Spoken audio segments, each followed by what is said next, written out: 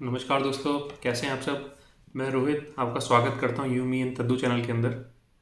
तो ये जो वीडियो है, इस वीडियो का जो मेन कंटेंट होने वाला है वो ये है कि आपका जो, अगर आप यहाँ पे मास्टर्स करने आ रहे हैं यूके में, तो आपका अगर बैचलर्स और मास्टर्स के बीच में अच्छा खासा गैप है, तो आपके दिमाग में यही चलता रहेगा कि यार इतना लंबा गैप है, पता नहीं यार वीज़ा अप्रूव होगा नहीं होगा, यूनिवर्सिटी से हमें कैश लेटर मिलेगा नहीं मिलेगा। तो ये वीडियो इसी चीज़ के ऊपर है। मेरा जो एक्सपीरियंस है, छोटा सा एक्सपीरियंस आपके शेयर करता हूँ।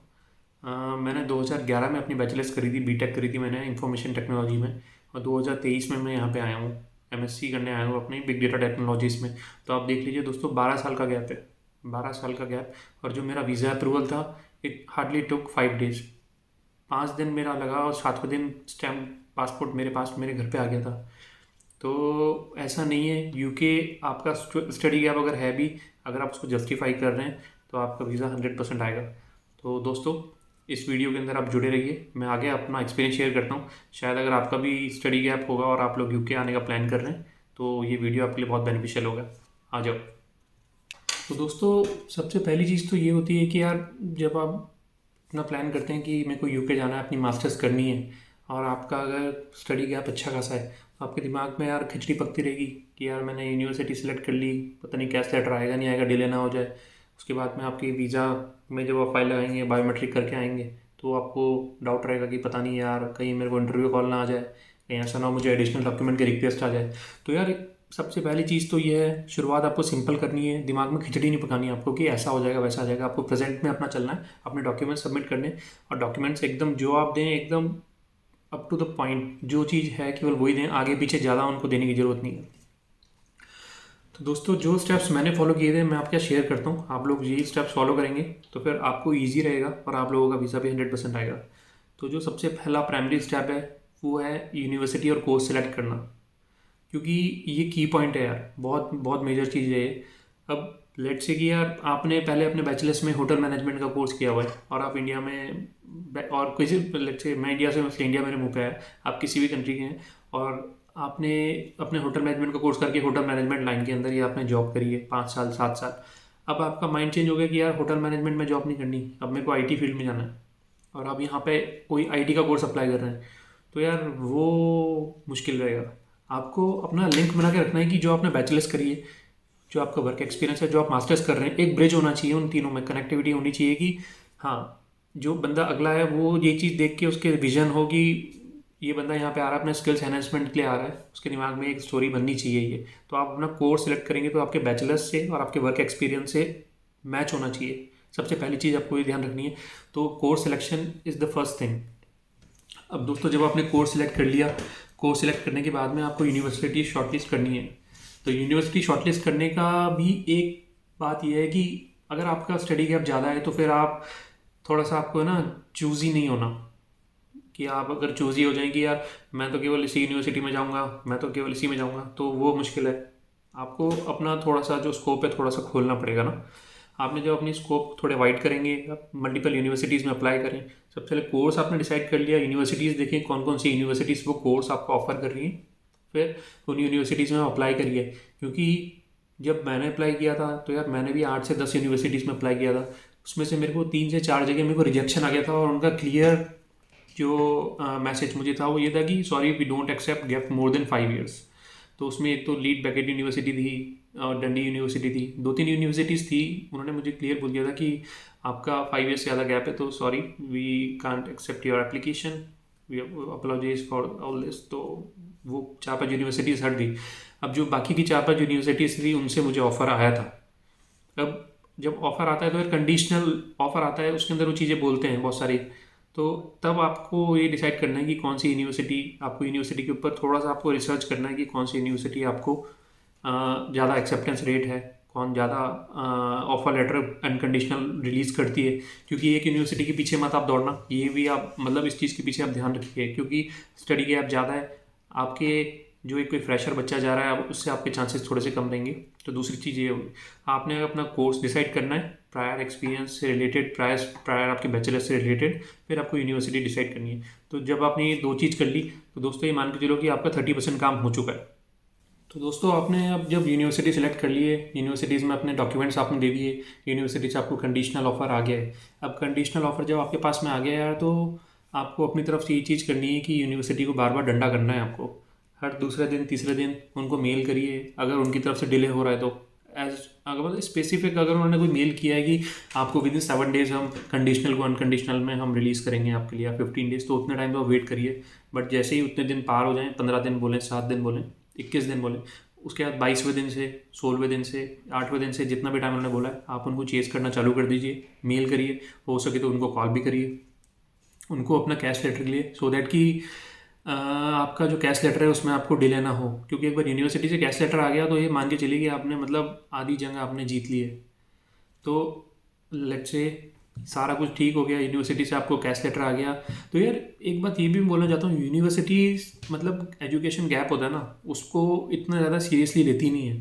उनको जस्ट ये चाहिए होता है कि आपने जो बैचलर्स करी है और आपने जो मास्टर्स के लिए अप्लाई किया है, इसके बीच का जो आपका गैप था, उस गैप में आपने क्या किया है। अगर आपने कोई जॉब करी है अपनी फील्ड के रिलेटेड, तो आपके उसमें वो डॉक्यूमेंटेड प्रूफ होना चाहिए। आपने अपना work experience, relieving letter and all that वो उनको दे देना है, और उनकी तरफ से जैसे ही वो सेटिस्फाई होंगे आपको कैश लेटर वो रिलीज़ कर देंगे। परसेंटेज भी मतलब यूनिवर्सिटी टू यूनिवर्सिटी वेरी करती है। 60% मोस्टली यूनिवर्सिटीज़ मांगती हैं, 55-60% इन योर ग्रेजुएशन। तो इतना आपका होगा, जितनी आपकी परसेंटेज अच्छी होंगी उतना आपके चांसेस हाई हो जाएंगे। लाइक मेरे 70% थे मेरे बैचलर्स में, तो मेरा कैश लेटर आने में प्रॉब्लम नहीं हुई थी। मैं ग्लासगो कैलेडोनियन यूनिवर्सिटी से मेरा कैश लेटर आया था। तो एक चीज़ तो ये होगी। और दूसरा ये कि बहुत सारी यूनिवर्सिटीज़ IELTS को बोलती हैं कि अगर आप नहीं भी देंगे तो भी चलेगा, या ड्यूलिंगो, या जो भी बाकी जो एग्ज़ाम्स होते हैं। बट मैं आपको ये रिकमेंड करता हूँ कि यार आप लोग IELTS का एग्ज़ाम 100% दीजिए, और कोशिश करिए कि आपका 6+ बैंड आए या 6 बैंड आ जाए। 5.5 भी ठीक है, बट यार 6 या अबव बैंड आएंगे, यूनिवर्सिटीज़ को कोई इशू नहीं होता। बट जब आप वीज़ा के लिए अप्लाई करते हैं तो फिर वहाँ पे IELTS का जो चीज़ होती है ना, इससे थोड़ा सा आपका केस स्ट्रॉन्ग बनता है। तो आपको यूनिवर्सिटी से कैश लेटर भी आ गया। अब हमारी आधी जो मशक्क़त थी ये पूरी हो गई। अब जो सबसे मेन चीज़ आती है वो होती है UKVI, यहाँ पे गवर्नमेंट का इन्वॉल्वमेंट हो जाता है। अब आप जब UKVI में यार अपॉइंटमेंट लेंगे, अपने डॉक्यूमेंट्स आप सबमिट कराएंगे, खुद से कर रहे हैं चाहे आप एजेंट के थ्रू करा रहे हैं, जो भी डॉक्यूमेंट हो एकदम स्पेसिफिक डॉक्यूमेंट पूरा आपको इकट्ठा करके UKVI के ऑफिस में अपने बायोमेट्रिक अपॉइंटमेंट के दिन जाना है। अगर आपका यार जो भी 12 साल का गैप है, 10 साल का गैप है, 8 साल का गैप है, उसमें 6-7 महीने तक तो कोई बात नहीं होती। बट अगर 1 साल का गैप है या उससे ऊपर का गैप है, तो वो आपको एज ए डॉक्यूमेंटेशन कुछ ना कुछ आपको उसको प्रूफ देना है। तो वो प्रूफ आप अपना इकट्ठा करके जाइए 100%, जो आपका स्टडी गैप होगा। और इसके अलावा जो आपका जो बैंक स्टेटमेंट होगा, जैसे बहुत सारे लोग हैं, किसी ने मुझे बताया था कि किसी के फंड्स अभी 28 डेज़ ओल्ड नहीं है, या किसी ने बताया था कि उन्होंने 2 बैंकों में पैसे रखे हुए हैं, 2 अलग अलग अकाउंट्स हैं। तो यार होता उससे कुछ नहीं है। अल्टीमेटली जो UKVI है उनको आपकी यही देखना है कि आपके पास में इतना फंड्स है कि आप UK आने के बाद अपना लिविंग कॉस्ट और अपनी जो फीस है वो सब चीज़ें आप मैनेज कर पा रहे हैं। तो अलग अलग जगह पैसा रखने से अच्छा, या 28 डेज़ ओल्ड फंड ना हो उससे पहले आप अपना अपॉइंटमेंट बुक कर रहे हैं, अपॉइंटमेंट अपना बायोमेट्रिक वो ले रहे हैं, तो ये चीज़ ना करने से अच्छा आपके लिए सबसे बढ़िया चीज़ ये रहेगी कि आप एक सिंगल अकाउंट रखिए, और सिंगल अकाउंट के अंदर 28 डेज़ ओल्ड फंड रखिए। एक सिंगल अकाउंट के अंदर जितने ज़्यादा आप डॉक्यूमेंट रखेंगे ना, UKVI उतने ज़्यादा चारों तरफ देखेगी और कहीं ना कहीं से बाल की खाल निकाल लेगी। तो फिर आपको ये चीज़ ध्यान रखनी है। तो यार ये जो बैंक स्टेटमेंट वाली बात है, इस पर मैं जोर इसलिए दे रहा हूँ क्योंकि मेरे बहुत सारे दोस्त थे, साथी थे, उन लोगों को एडिशनल डॉक्यूमेंट की इंक्वायरी आ गई थी। और रीज़न बीइंग कि उन्होंने मल्टीपल बैंक्स के अकाउंट स्टेटमेंट लगाए थे अपने, या किसी के 28 डेज ओल्ड फंड नहीं थे, या फिर उनका कैश फ्लो बहुत ज़्यादा मतलब एंट्रीज दिख रही थी कि 3 लाख का एंट्री आई है, 4 लाख की एंट्री आई है, पता लग रहा था कि कहीं से इन्होंने पैसा मतलब दिखाने के लिए लिया है। तो ये सब चीज़ें ना रखने के बजाय यार आप 28 दिन पुराना फंड रखिए।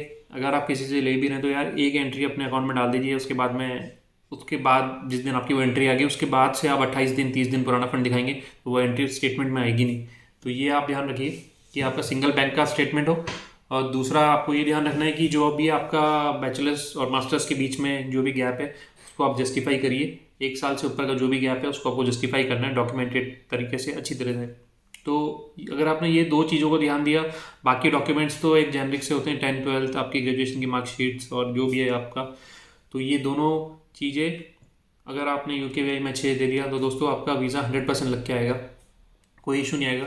अगर आपको यूनिवर्सिटी कैश लेटर आता है या तो यूनिवर्सिटी तो जिम्मेदारी ले रही है कि हम स्पॉन्सर कर रहे हैं इस कैंडिडेट को, तो फिर आप इनको आने दीजिए, इसके पास में फंड्स भी हैं। तो UKVI को केवल ये इंश्योर करना है कि आपके पास में पैसा है और आपने अपनी स्किल्स एनहेंसमेंट के लिए आप आ रहे हैं, तो आपका जो वर्क एक्सपीरियंस है, ग्रेजुएशन है, वही आप मास्टर्स करने आ रहे हैं, उसी अपनी एक्सपीरियंस को और ब्रशअप करने के लिए। तो ये दो चीज़ें ही आपको UKVI देखता है। UKVI को ज़्यादा कुछ उंगलीबाजी करने की वो है नहीं। और एक सबसे मज़ेदार बात यह है कि यार दोस्तों, मैं यहाँ पे आया था, मेरा 12 साल का गैप था, एक वर्क एक्सपीरियंस था मेरा 12 साल का IT में। तो मैं यहाँ पे जब मेरा वीज़ा आया उसके बाद में मेरा एक बेबी है 12 मंथ्स का, मैंने उसका वीज़ा लगाया। मेरी वाइफ है वो भी IT प्रोफेशनल है, उनका वीज़ा लगाया। और मेरा वीज़ा जब लग के आया उसके बाद में उन लोगों का वीज़ा भी विदिन 10 to 15 डेज आ गया और हम लोग तीनों साथ में यहाँ पे आए। ऐसा कुछ भी नहीं हुआ कि इमिग्रेशन चेक पे 10 तरह के सवाल पूछते हैं, ये होता है वो होता है। यूट्यूब वीडियोस में मैंने देखे हैं बहुत से कि आपको इमिग्रेशन चेक पे ये पूछा जाएगा अगर आप डिपेंडेंट के साथ आ रहे हैं। सिंपली यार वो पूछते हैं कि आपका नाम बताओ, कौन सी यूनिवर्सिटी में कहाँ पे रहोगे, बस आपने अपना इंग्लिश में खटाखट करके उनको जवाब दे देना है, कॉन्फिडेंट रहना है, उनको कोई मतलब नहीं होता। तो दोस्तों,